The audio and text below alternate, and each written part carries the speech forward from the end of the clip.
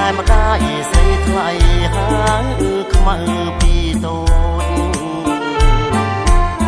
ឆ្នាំថ្មីខ្មៅពេញក្រមុំរូបល្អសែនសមគ្មានស្រីណាដូចខ្មៅជាស្រីខ្មែ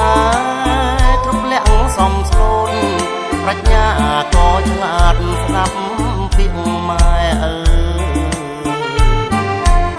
ថ្ងៃនេះបុណ្យចូលឆ្នាំថ្មីបងឃើញខ្មៅស្រីអូនរៀបចំផ្ទះបោករៀនទេវតាដាក់ការថ្វាយព្រះដាំស្លរូតរាំងជូនម្ដាយទៅវត្តបងឃើញខ្មៅពូនភ្នំខ្សាច់រួចអូនដាក់បាតដងទឹកស្រង់ព្រះ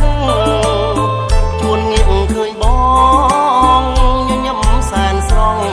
អូនខ្មៅតែឈ្មោះសាច់សដូចសំឡី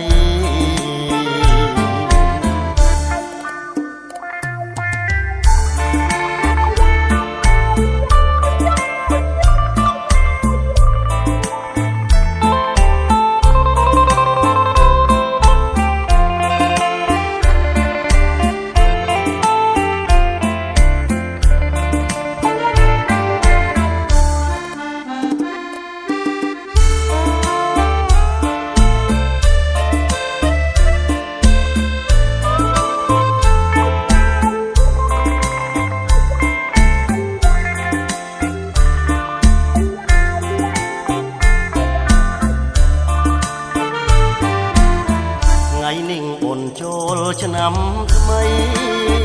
បងឃើញខ្មៅស្រីអូនរៀបចំផ្ទះបងរៀនទេវតា